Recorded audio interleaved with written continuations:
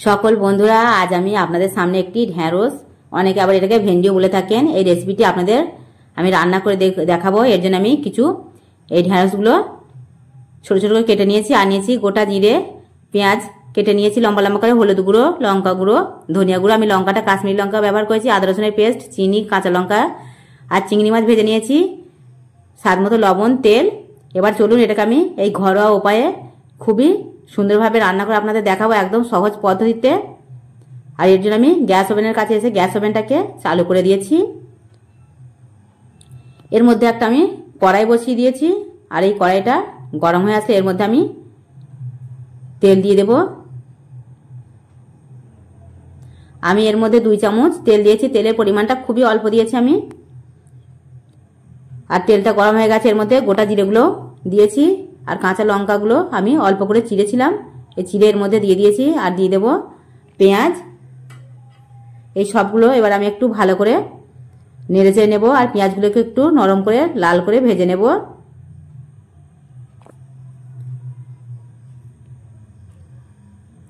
আর পেঁয়াজটাকে একটু ভালো করে লাল লাল করে ভাজতে হবে, তা না হলে কিন্তু এই ঢ্যাঁড়স বা ভেন্ডি খেতে ভালো লাগবে না, পেঁয়াজগুলো একদম শক্ত হয়ে থাকবে।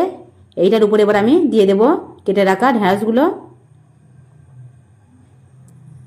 অনেকে এই ঢ্যাঁড়স খেতে চায় না, একটা লেলানে ভাব থাকে। দেখুন আমি এটা তৈরি করব, কিন্তু এর মধ্যে কোনো রকম ল্যালটানি ভাব থাকবে না, আর এটা খুব ভালো করে তৈরি হয়ে যাবে।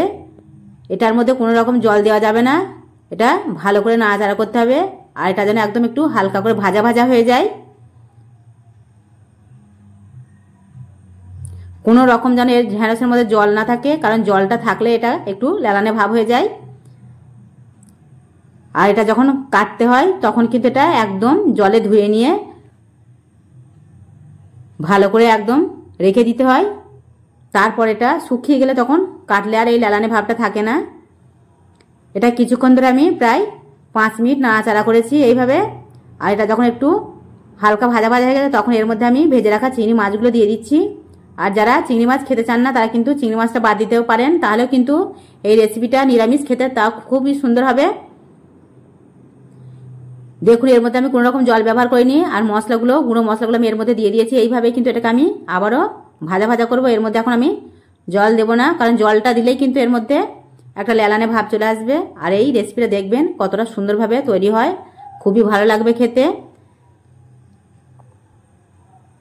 এর মধ্যে দিয়ে দিচ্ছি আমি আদা রসুনের যে পেস্টটা করে গেছিলাম, সেই পেস্টটা এর মধ্যে দিয়ে দিচ্ছি। আর এটাকে আমি এর মধ্যে খুব ভালো করে মিশিয়ে নেব। আর দিয়েছি খুব সামান্য চিনি।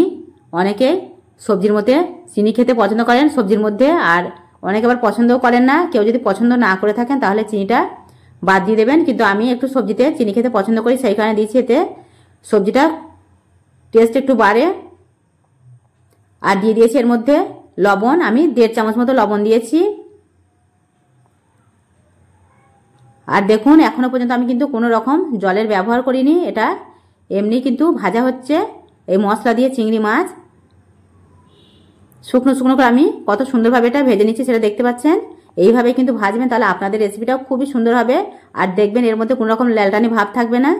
এটা ভালো করে ভেজে নিয়ে এর মধ্যে আমি ছোট বাটি করে 2 বাটি জল দিয়ে দিচ্ছি। শুধুমাত্র এই ঢ্যাঁড়সটি হালকা ডুবে থাকবে, এটা কিন্তু খুব বেশি জল দিলে কিন্তু এই ঢ্যাঁড়সটা ভালো লাগে না খেতে। এটা এমনিতেই নরম সিদ্ধ হয়ে যাবে, সেইখানে বেশি জল ব্যবহার করা যাবে না।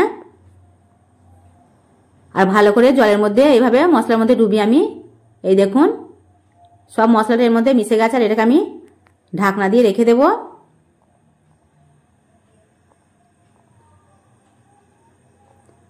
সকল বন্ধুরা এইভাবে তৈরি করবেন, দেখবেন এই ঢ্যাঁড়স রেসিপিটা খুব ভালো খেতে লাগবে। এটাকে আমি প্রায় 15 মিনিট মতো মিডিয়াম আঁচে রেখে দেব। আর 15 মিনিট পরে আমি খুলে দেখাবো। এই রেসিপিটা যদি আপনাদের ভালো লেগে থাকে এই পদ্ধতিতে, তাহলে অবশ্যই এই ভিডিওটা দেখে লাইক করতে ভুলবেন না।